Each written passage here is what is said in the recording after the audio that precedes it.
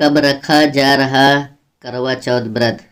इस सरल विधि से करें पूजा, पढ़ें पौराणिक कथा। पति की लंबी उम्र की मंशा से किया जाने वाला करवा चौथ का व्रत इस वर्ष 1 नवंबर 2023 को बुधवार के दिन रखा जाएगा। करवा चौथ व्रत का हिंदू धर्म में बहुत अधिक महत्वपूर्ण होता है। इस दिन विधि विधान के साथ पूजा अर्चना की जाती है और करवा चौथ की कथा सुनी जाती है। इस व्रत को कुमारी कन्या भी रख सकती हैं। वे अच्छे वर की कामना के लिए करवा चौथ व्रत करती हैं।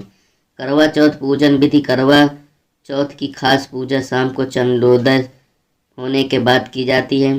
पूजा और व्रत की विधि के अनुसार करवा चौथ के दिन सुबह उठकर स्नान आदि करके स्वच्छ वस्त्र धारण कर और ईश्वर के सामने हाथ जोड़कर व्रत का संकल्प लें। इसके बाद दोपहर में पूजा की तैयारी करें। वैसे तो आजकल प्रिंट किए हुए कैलेंडर आते हैं, लेकिन अगर आपके पास नहीं है तो आप इसके लिए घर के मंदिर की दीवार पर गेरू से फलक बनाएं। फिर चावल को पीसकर इससे फलक पर करवा का चित्र बनाएं। इस रीति को करवा धारणा कहा जाता है।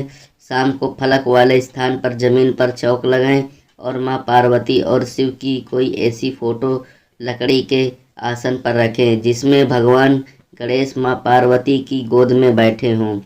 अब पूजा की थाली सजाएं और थाली में दीपक, सिंदूर, अक्षत, कुमकुम, रोली तथा चावल की बनी मिठाई या सफ़ेद मिठाई रखें।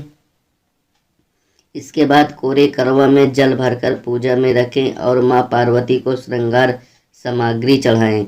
इसके बाद माँ पार्वती, भगवान गणेश और शिव के साथ चंद्रदेव की आराधना करें।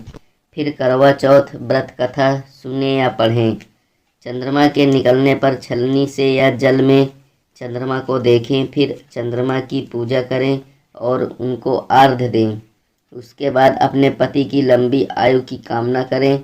इसके बाद पति के हाथ से पानी पीकर या निवाला खाकर अपना व्रत संपन्न करें। फिर अपने बड़ों के पैर छूकर उनका आशीर्वाद लें। करवा चौथ की पौराणिक कथा। करवा चौथ का प्रचलित कथा वीरवती और उसके 7 भाइयों की है, जो इस प्रकार है। प्राचीन काल में इंद्रप्रस्थ में वेद शर्मा नामक एक विद्वान ब्राह्मण रहता था।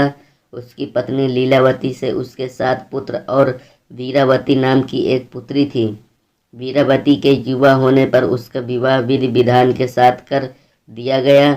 जब कार्तिक कृष्ण चतुर्थी आई तो वीरावती ने अपने भाभीियों के साथ बड़े प्रेम से करवा चौथ का व्रत शुरू किया, लेकिन भूख प्यास से वह चंद्रोदय के पूर्व ही बेहोश हो गई।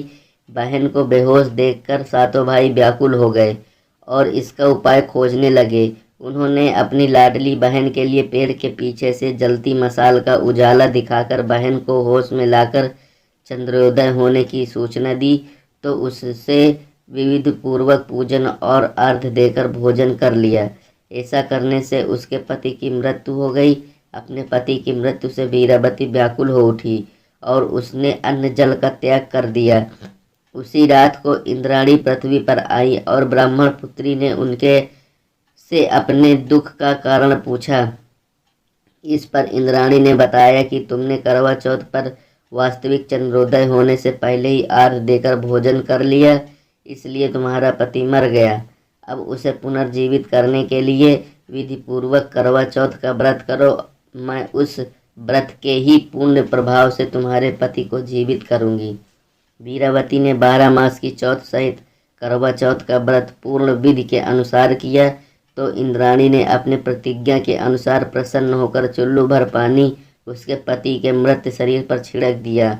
ऐसा करते ही उसका पति जीवित हो उठा और घर आ गया। इसके बाद वीरावती अपने पति के साथ वैवाहिक सुख भोगने लगी। समय के साथ उसे पुत्र, धन, धान्य और पति की दीर्घायु का लाभ मिला। धन्यवाद।